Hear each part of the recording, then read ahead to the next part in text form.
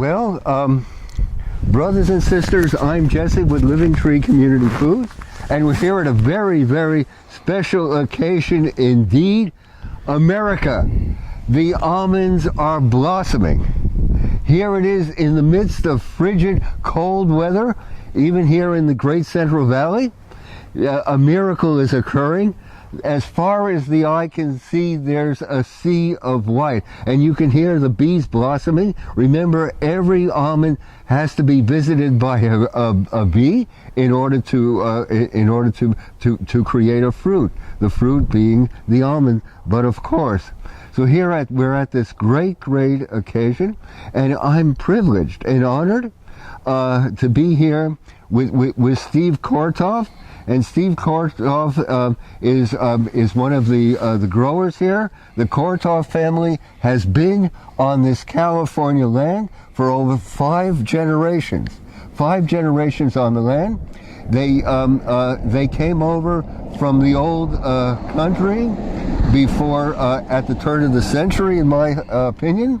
They stopped off to do a bit of digging at the Panama Canal. And then they came up here to California.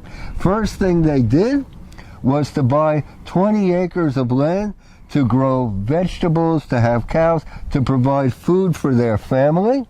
Families come first. Nothing more important than family. And since that time, they have grown a bit. And in my understanding, just how many acres of almonds do you have, Steve? This year we'll have certified right at 600 acres of certified California organic almonds. That's amazing. And on those 600 acres of almonds, how many trees would you say that you're caring for? Right now we have somewhere between 65 and 70,000 trees total. Between 65 and 70,000 almond trees. Can you relate to that, brothers and sisters? That's one immense immensity of work. And what is your, if I might ask, what's your average yield per acre?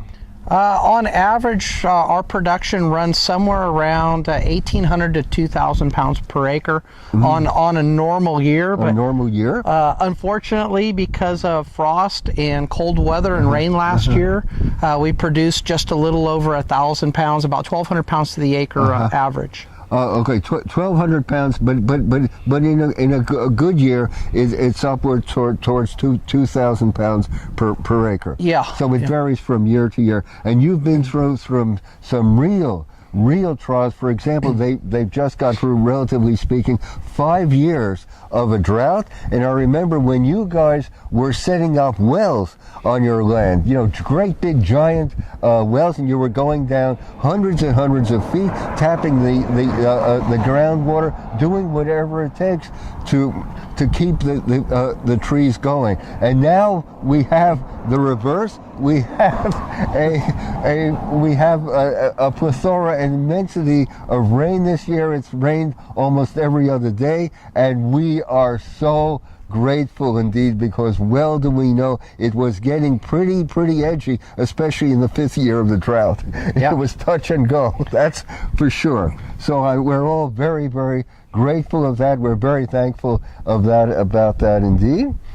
And so basically, as far as your family, it's you, Steve, and your father Nick, and your brother David. Yes. And who are some of the other principals of your company? My father, of course, is the big boss, and then my brother is the farm manager for all of the farm manager, the farming side of the operation. Right. I am the general manager for Purity Organics, and I take care of all of the processing, the packaging, and all of the marketing side. And then my sister Christine is the office manager, so she takes care of all the day-to-day operations and bookkeeping and things like that. How exciting! How exciting indeed! And where do your almonds go to? How much are sold domestically? How much overseas? Just in general terms. Every year it changes a little bit based on different dynamics, but about 40% of our almonds stay domestic. 40% domestic. And then 60% goes overseas between the regions of Europe and Asia. Between Europe and Asia. How exciting indeed, how exciting. And I'm sure, I know that in Asia, they have a mystique of the California almond, you know, of anything grown in California is supposed to be so very, very special indeed. And in a way, they're right. Because I have traveled to trade shows in Europe, and I've tasted European almonds, and they do not even begin to compare with the California almond. The California almond not only looks better, but it's so much sweeter and nutritious. The European almond is, as Steve was saying, is an utterly different fruit, something completely different from the California almond. Yeah.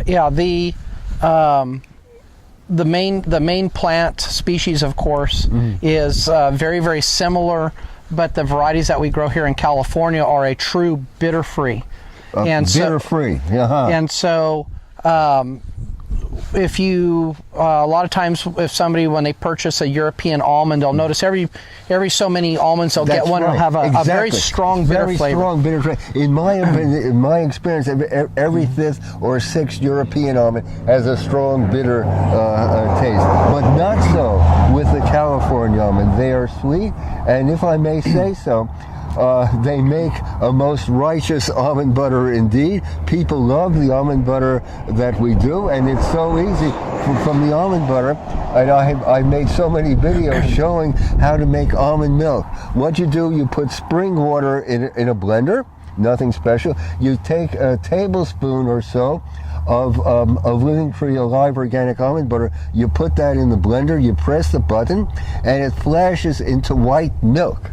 So you have your own, so instead of buying an almond milk that's been sitting in a pasteurized container for 6 months at least, or who knows how long, you can make your own almond milk if you like every single day. And if there's any left over, you simply store it in your refrigerator. It's that easy. And from Steve's almonds, the almond milk that you make are simply the sweetest and the best. So I'm very glad. So what sort of feedback are you getting from natural food stores here in the United States in regard to your almonds? We have a real good response. Our almonds are not always the cheapest, but one of the things that what we're hearing from people that are purchasing almonds from us, that we've been in this business since 2005. Our family, of course, started farming almonds in 1966.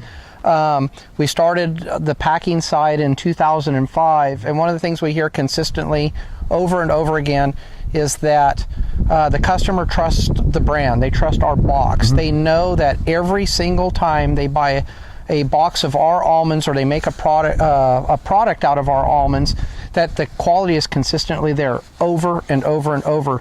We do everything in our power to put the best value. And that's one of the things I think sometimes in American culture in this day and age is lost, is everybody wants to price shop, but sometimes the cheapest item is not necessarily the best item or the best value.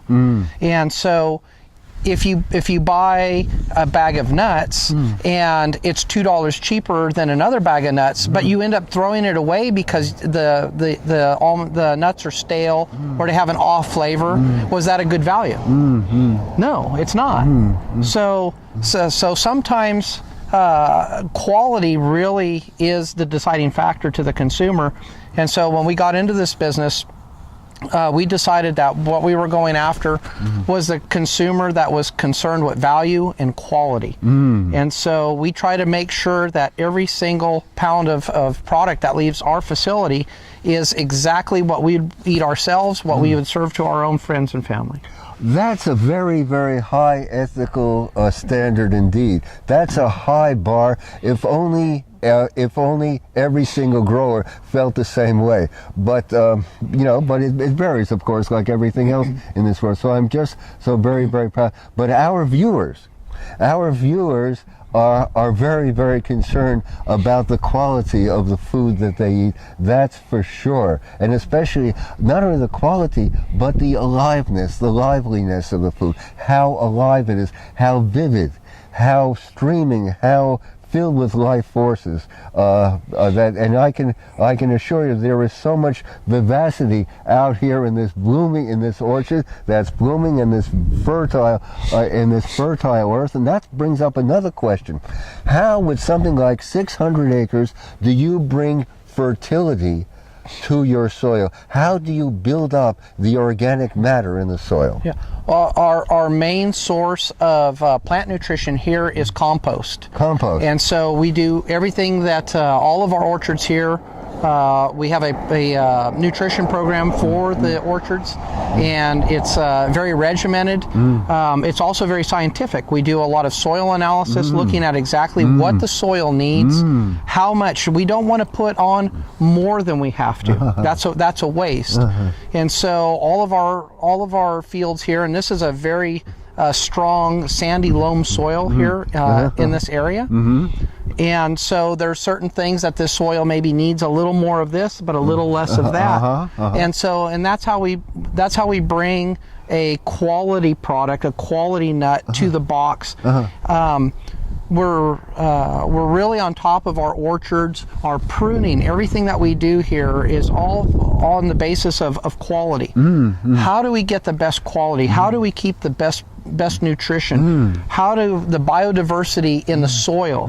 We need to have those microbes and those different things that one of the things we really noticed when we started converting almost 20 years ago to organic was after we converted to organic, we started noticing after rains or irrigation that we would see all these castings in the orchard floor, and you could see where all the earthworm activity. Well, earthworms are always a sign of great fertility in a strong, healthy soil. How amazing! And so we need the soil. The soil has to be alive. It's the microbes that convert things into nutrition that the tree can use.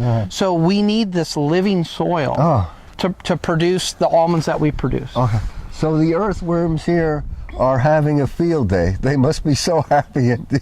They seem to be. And then to get back to so basically the main way of bringing fertility to your soil is to apply compost. Yes. What, in general terms, are the main components of your compost? The compost is the primary component is manure from dairy cows. From dairy cows, and besides that, there's some other things too. So basically, it's well composted cow manure. Yes. How wonderful! Yeah. That's such a righteous substance. And not only does it bring fertility to the soil, but it's an excellent soil conditioner as well. It makes the soil so friable, so alive, so vivacious. Yep. So I'm very, very glad to hear that indeed.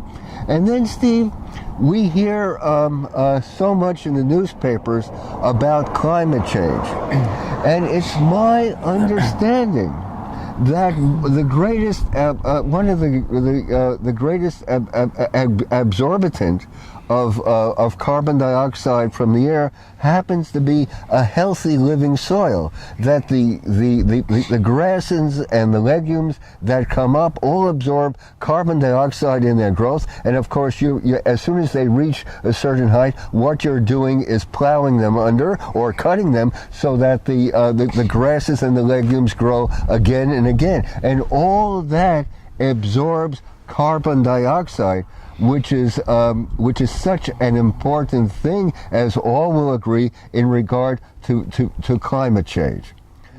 And the San Joaquin Valley has the most fertile soil anywhere in the world. There are places in this area that the topsoil is literally 30 feet deep of fertile topsoil. 30 feet deep? 30 feet deep. That's amazing. That's phenomenal. Because I understand that once upon a time, this was all a great inland sea. Yes. It was an inland sea. So you have all that accumulation of organisms and fish and aquatic creatures that all built up the fertility of the soil over eons upon eons upon eons. A great inland sea.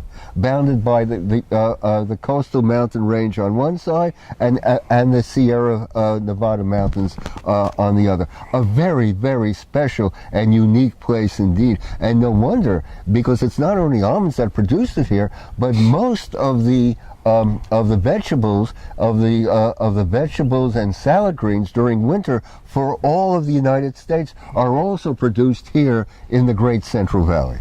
A very, very special place indeed. Yes. There's not a better place in the world to grow almonds than where we're standing right here. How amazing. The soil, the climate, the arid summertime, the arid conditions in the summertime are conducive to good, high quality almonds. You need warm temperatures. The same could be said for raisin grapes or grapes for wine. As you mentioned, for produce, they're actually harvest leafy greens in this area actually twice a year now. Once in the spring and once in the fall. Oh, how exciting. It's a little too warm here for leafy greens in the summertime, but there's a lot of other things like melons and anything that you can think of, anything that you see in the supermarket, unless it requires a tropical type of climate, grows here in the San Joaquin Valley. There's not a place on the planet where you can take a gallon of water and grow more food than here. And efficiency, in my opinion, is also part of good stewardship of the land and good stewardship of our resources. We have a limited amount of resources to use: water, land, all these different things that we have. In order for us to be good neighbors, we have to do the best we can to utilize those and to get the most out of those.